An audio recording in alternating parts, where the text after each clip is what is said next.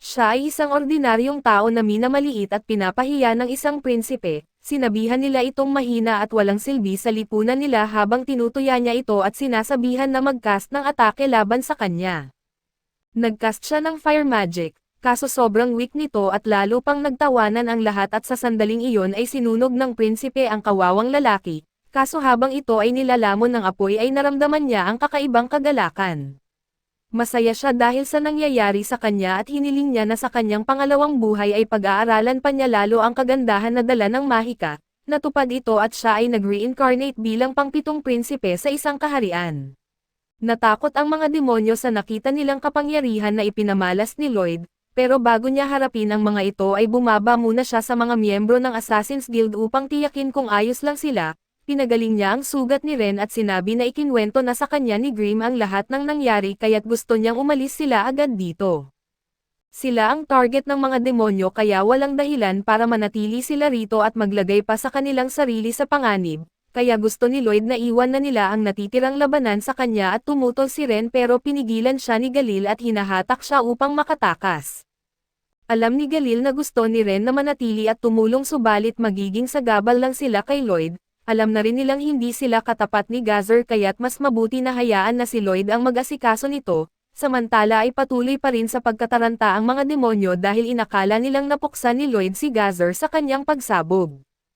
Pero nag-teleport pabalik sa ibabaw si Gazzer at galit na inutusan ang ibang demonyo na patayin agad ang Assassin's Guild. Mahusay sila sa pagtatago kaya kung makakatakas sila ay baka hindi na sila matagpuan muli ni Gazzer. Agad kumilos ang mga demonyo pero hindi naman basta hahayaan ni Lloyd na makaalis sila kaya pinaputukan niya ng maraming death lasers ang mga demonyo sa buong kastilyo. Lahat ng demonyo sa paligid ay napuksa maliban kay Gazzer na nag-teleport palayo mula sa panganib. May ilang demonyo na nagtangkang sumalakay kay Lloyd habang siya ay abala at sinamantala rin ni Gazzer ang pagkakataon upang gamitin ang kanyang cursed speech at inutusan si Lloyd na mamatay. Nakita ni Lloyd ang pagdating nito kaya handa na siyang harangin ang atake gamit ang isang barrier. Gayunpaman sa kanyang pagkagulat ay dumaan ang spell sa kanyang barrier at may oras pa si Lloyd na mag-react dahil mabilis ang takbo ng kanyang isip. Pero habang iniisip niyang iwasan ang atake ay naging curious siya kung ano ang mangyayari kung hayaan niyang tamaan siya nito. Pero bago siya makagawa ng anumang kamangmangan, pinilit siya ni Grimm na iwasan ang cursed word kaya ito tumama sa isa sa mga demonyo at pinatay ito agad. Ginamit ni Lloyd ang kanyang analysis magic upang makita kung ano ang nangyari pagkatapos ng pagdikit ng spell at lumabas na pinatay ng death spell pati na ang demonyo sa loob ng katawan. Ang pagkamatay ng katawan ay sanhi ng cardiac arrest at gusto pa rin ni Grimm na itigil na ni Lloyd ang pakikipaglaban kay Gazzer dahil masyado itong delikado. Ang magic ni Gazzer ay hindi nangangailangan ng spell casting dahil kinukuha nito ang kanyang mana at direktang lumilikha ng epekto, katulad ng cursed speech ni Crow. Ngunit mas pino kapag gumagamit ng regular na spell, kayang harangin ng barrier ang mga epekto nito subalit kapag direktang galing sa mana ang atake, ang barrier ay nagiging parang lambat na lang kaya't habang kayang harangin ang solid na atake ay malayang dumadaloy ang mana. Kung si Pazuzu pa ang kanilang kinakalaban ay madaling malalampasan ni Lloyd ang anumang atake nito kaso kay Gizarm, ang mana niya ay maaaring tatagos sa puso ni Lloyd kung hindi siya mag-iingat at tiningnan ni Gizarm ang mga demonyong nakaligtas sa death ray ni Lloyd at wala siyang ibang nararamdaman kundi paghamak para sa kanila. Ipinaliwanag ni Grimm kay Lloyd na ang mga demonyo ay may 10 klase na mga ranggo, kaya't ang mga nandoon sa ibaba ay mga demonyo ng ika-10 klase na ibig sabihin ay wala silang kwenta. At bilang reference si Pazuzu ay isang demonyo ng ika-2 klase at si Grimm mismo ay isang demonyo ng ika-3 klase. Inakala ni Lloyd na ibig sabihin nito ay si Gazzer ay isang demonyo ng unang klase, pero mas malala pa pala kung saan si Gazzer ay isang demon royalties o sa madaling salita ay isang demon lord. Ang uri ng kapangyarihan na taglay niya ay nangangahulugang kahit 100 first class na demonyo ay walang laban sa kanya. Kahanga-hanga si Lloyd pero sa pagkakataong ito, naniniwala si Grimm na kahit si Lloyd ay talo dito at gusto niyang umalis sila agad pero sa halip ay lumapit pa si Lloyd kay Gazzer at tinanong ni Gazzer kung sino si Lloyd kaya ipinakilala niya ang sarili bilang ika-7 prinsipe.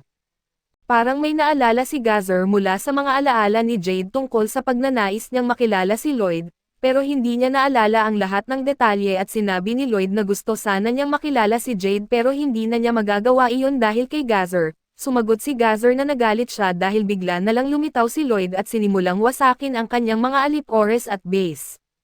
Pareho silang may gustong patunayan at parehong baliw at sabik na simulan ang laban at muling iminungkahi ni Grimm na dapat tumakas na si Lloyd habang may pagkakataon pa. Inamin ni Lloyd na hindi kasing dali ang pagtalo kay Gazzer kumpara sa mga demonyong winasak niya sa lupa at nagulat si Grimm na tinawag iyon ni Lloyd na madali, bagamat sinabi niya na ang mga demonyo ng ikasampung klase ay walang kwenta, malalakas pa rin sila at may natural na resistance pagdating sa sorcery.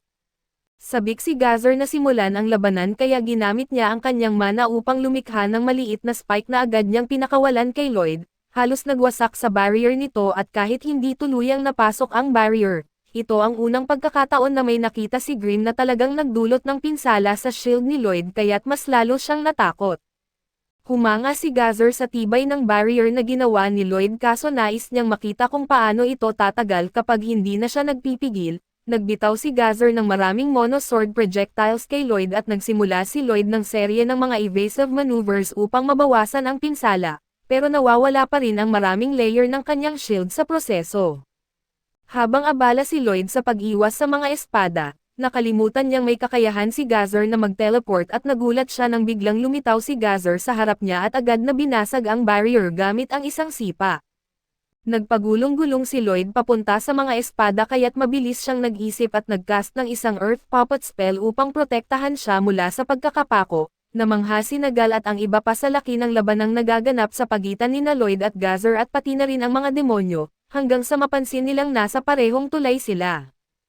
Agad na sinimulan ng mga demonyo ang paghahabol sa mga assassin. Humarap si Galil kay Babylon na matagal nang sinusubukan na makatawid sa gate at sinabihan na magmadali na siya para makalampas sila, habang nangyayari ito ay patuloy pa rin ang laban nina Lloyd at Gazzer at umiiyak na si Grimm, pero hindi ito pinansin ni Lloyd at sa halip ay humingi ng tulong para sa isang bagay.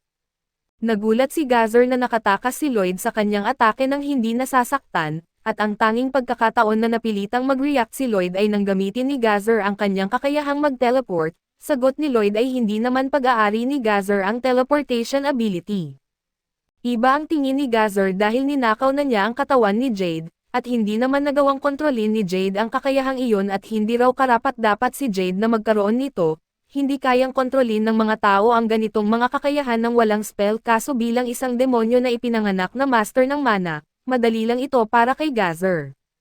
Kaya natural lang na kunin niya ang isang nasayang na regalo para sa sarili niya at ngayon, ipapakita niya kay Lloyd kung paano ginagamit ng tama ang teleportation sa laban at nagpatawag si Gazzer ng higit pang mga espada at sinimulang kutsain si Lloyd, iniisip kung susubukan ba nitong umatake at umiwas sa mga espada o baka tumakbo na lang.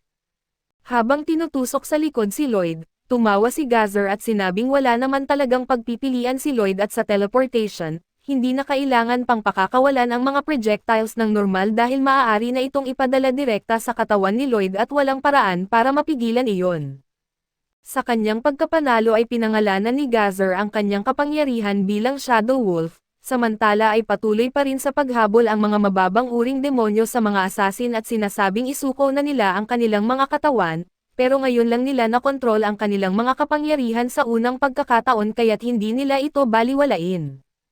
Ginamit ni Galil ang kanyang kakayahang web upang takpan ang lupa at pigilan ang mga demonyo habang tumakas sila, maghihigpit ang mga web pagkatapos ng ilang segundo kaya't upang masiguro na walang makakatakas na demonyo, ginamit ni Crow ang kanyang cursed speech upang pabagsakin sina Humpty Dumpty at ang iba pa. Pinuri ni Galil si Crow sa mahusay na paggamit ng kanyang cursed speech upang maiwasan ang mga kasamahan, habang incapacitated pa rin ang mga demonyo. Sa wakas ay nabuksan ni Babylon ang gate at pinayagan silang makatakas.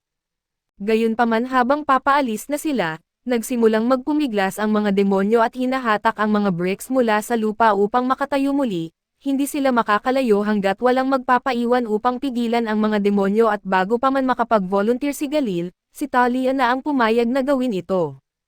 Tiningnan niya ang lahat ng demonyo at pagkatapos gamitin ang kanyang kapangyarihan, hiniwa niya ang kanyang bukong-bukong upang hindi makalakad ang mga ito at sinabi niya sa lahat na huwag magpwesto sa kanyang linya ng paningin, dahil wala pa siyang sapat na kontrol upang hindi sila masaktan. Gusto niyang iwanan siya doon at magtungo sa gubat upang maging ligtas, Ayaw umalis ni Ren nang wala si Talia dahil alam niyang hindi makakatakas si Talia ng mag-isa dahil sa sugat sa kanyang binti, nanginginig ang mga demonyo sa sakit dahil sa kakayahan ni Talia. Ngunit habang gumagaling ang mga sugat ng mga demonyo, natutulungan din nito si Talia na maghilom at kaagad niyang tinusok muli ang kanyang paa, na nagdulot ulit ng sakit sa mga demonyo at muli niyang hiniling sa kanyang mga kasama na magmadali at umalis habang may pagkakataon pa. Pinapangako niyang hindi basta-basta maagaw ang kanyang katawan, pero hindi matanggap ni Ren na iwan siya at sinubukan niyang dalhin si Talia para makaalis sila ng magkasama, pero itinulak siya at isinara ang gate ni Galil habang siya ay nananatili sa loob kasama si Talia. Kahit nasarado ang gate ay kayang wasakin ng mga demonyo ito sa maikling panahon, kaya't sa ganitong bilis ay wala sa kanila ang makakatakas hanggat hindi napipigilan ang mga demonyo at alam ni Galil ang plano ni Talia kaya't hindi niya hahayaang patayin ni Talia ang sarili para lang mapuksa ang mga demonyo, hindi nang walang kaibigan sa tabi niya.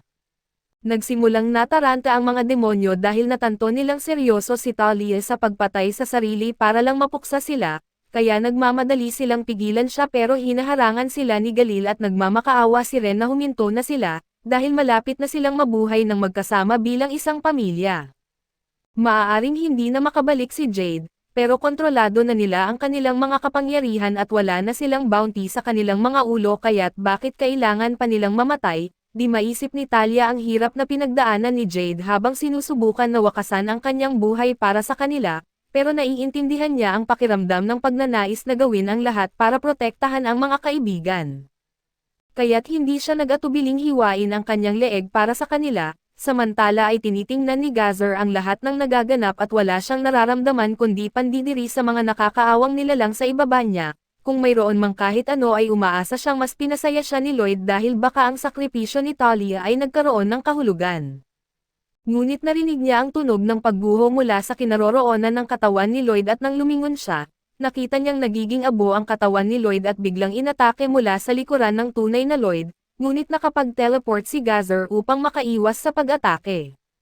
Napagtanto niyang ginamit ni Lloyd ang isang decoy para pababain ang kanyang depensa at ngayon ay gumagamit siya ng enchanted na espada, mukhang magiging mas interesante ang kanilang laban mula rito subalit mukhang may iniisip si Lloyd na hindi naman tungkol kay Gazer. Kaya't hiniling ni Lloyd na lumipat sila ng lugar para tapusin ang laban dahil may ilang tao rito na ayaw niyang makita. Bago pa man magawa ni Talia na tapusin ang sarili ay nagsimulang umulan ng daan-daang fireballs mula sa likod ng gate. Hinihila ni Galil si Talia para hindi siya tamaan at ang mga demonyo ay nasunog, ngunit walang ideya si Talia at Galil kung saan nanggaling ang mga atake. Nang mabuksan ang gate, pumasok ang pamilya ni Lloyd at nangunguna si Albert at mas magulo ang sitwasyon kaysa sa inaasahan niya, ngunit hindi ito nagbabago dahil narito sila para sagipin si Lloyd. Kaso dito muna matatapos ang ating recap, salamat sa inyong panonood hanggang sa muli.